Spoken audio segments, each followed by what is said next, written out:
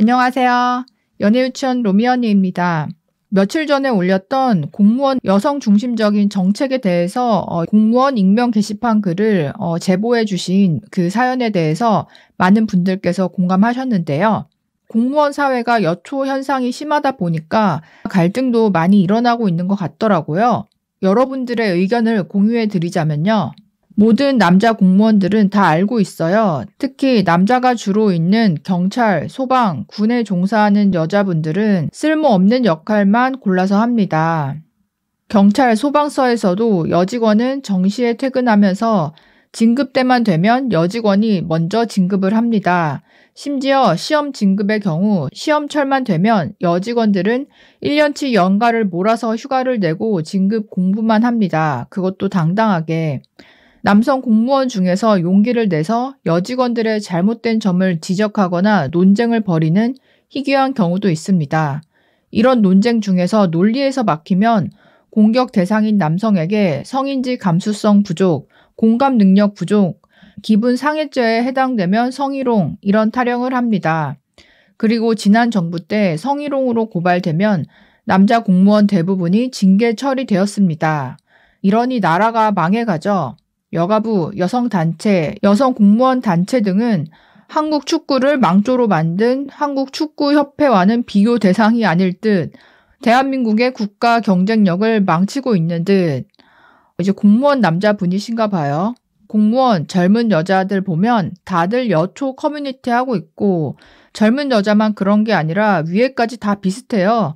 그래서 공공기관에서 사업 받아서 하는 사업가 분들은 요새 많이 힘들어 하시더라고요. 담당자가 여자밖에 없다고요. 공공기관도 여성 할당제가 있으면 남성 할당제도 만들어서 비슷한 비율로 뽑았으면 합니다. 공공기관이 한쪽으로 치우치면 균형이 무너집니다. 공공기관은 남녀 성비 균형을 잡아야 한쪽으로 치우치는 일이 없이 균형 있게 잘 돌아갈 것 같습니다. 여자 공무원들 답이 없습니다. 특히 육아휴직만 봐도 9급으로 입직해서 1년 근무하고 육아휴직 1, 2년 쓰고 복직 후에 8급으로 승진을 하고 6개월에서 1년을 근무하고요. 다시 육아휴직 1, 2년이 지나고 복직해서 6개월에서 1년 근무, 다시 육아휴직 1, 2년, 복직 후 7급 승진. 이제 육아휴직을 쪼개서 한 3번에 걸쳐서 나누어 쓰고 그렇게 다녀온 뒤에는 승진을 하는 테크트리를 타나 봐요. 업무 능력이 바닥이고 열심히 하지도 않는 육아휴직 복직자의 고과를 안 좋게 주면 안 된다고 지침까지 내려왔습니다. 정원은 한정되어 있는 조직에 1인분을 못하는 사람이 들어오면 그 사람의 업무를 다른 사람들이 감당해 주어야 하는데 복직자의 고과를 안 좋게 주면 안 된다. 이건 결국 대신 업무를 감당해주는 주변 사람들의 고과를 깎아 복직자한테 준다는 소리입니다. 30대 초중반 여자들은 자기 말로는 맨날 비혼 거리는데 그냥 모톤인 걸 인정하기 싫어서 비혼하는 것 같고요. 답이 없습니다, 그냥. 이제 공무원분들이 한 3년 정도 그러니까 육아휴직이 보장되잖아요. 근데 이거를 이제 분할해서 쓸 수도 있는데 육아휴직을 보장해주는 거는 당연한 거지만 다녀온 뒤에 승진에 대해서 우선권을 준다거나 윗사람이 고과를 안 좋게 줄 수 없도록 지침을 내린다. 진짜 이게 사실이라면 이거는 형평성에 있어서 크게 문제가 있는 거죠.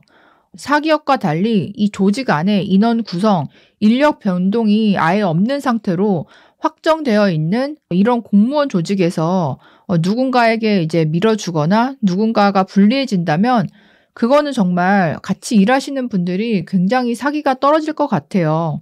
물론 아이를 낳는 일 정말 소중한 일이긴 하지만 그것과 업무적인 부분은 좀 구분을 해야 될 것 같은데 그렇지 않은 분위기가 있나 봐요. 친구 중에 공무원 있는데 같이 일하는 여자 공무원이 본인한테 무거운 거 들게 시켰다고 상대 남자 공무원에게 도태 한남이라고 이상한 소문을 내고 다녀서 그 남자가 정신과 치료까지 받았다고 합니다. 실화입니다. 이게 현실입니다. 실화라고 하시는데 진짜라면 이거는 이제 갈 때까지 간 거네요. 그리고 여초 사회에서 그러니까 남자가 소수일 경우에는요. 그 남자가 타겟이 되는 경우가 많잖아요.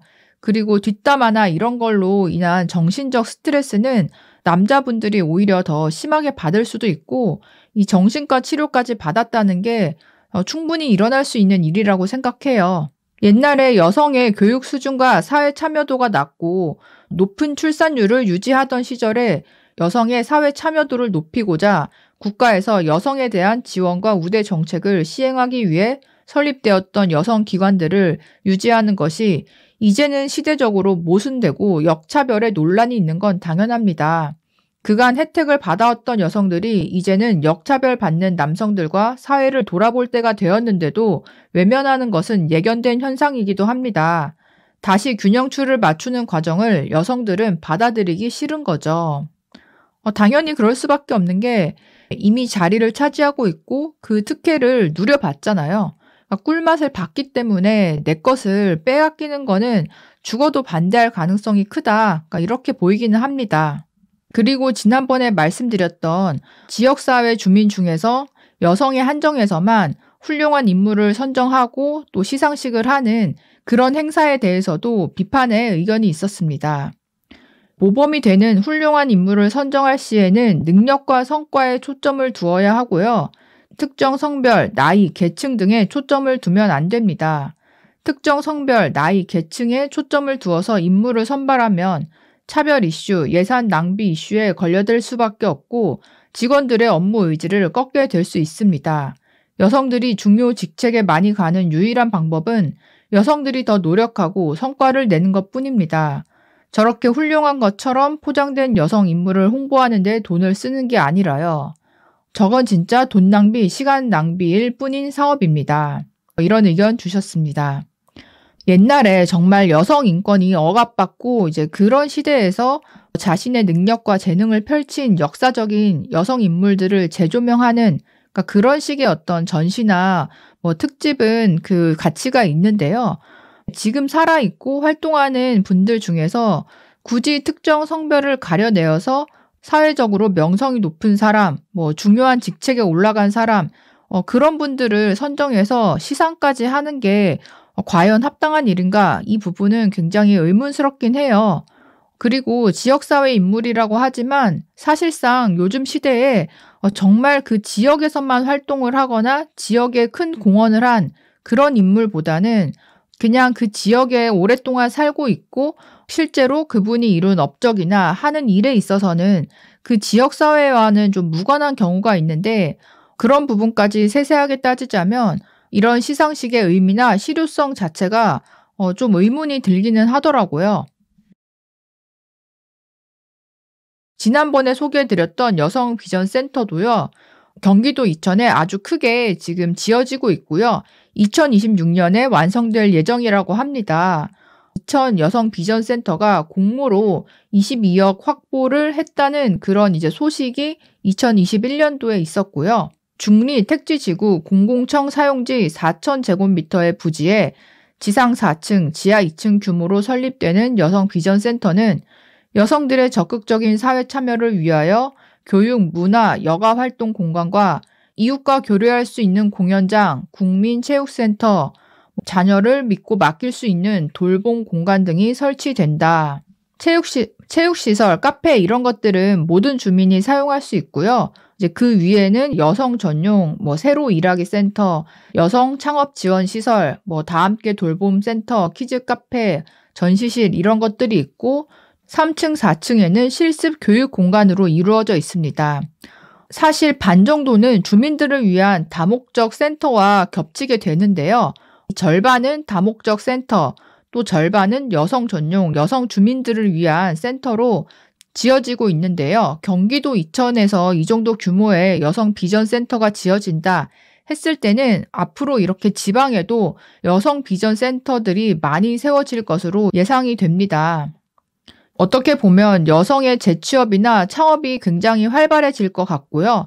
또 한편으로는 완전히 여성 편향적인 그런 정책으로 많이 굳어지지 않을까라는 걱정도 들긴 하는데요. 여러분들은 어떻게 생각하시나요? 댓글로 의견 남겨주세요. 구독과 좋아요도 부탁드립니다. 그럼 다음에 또 만나요. 안녕.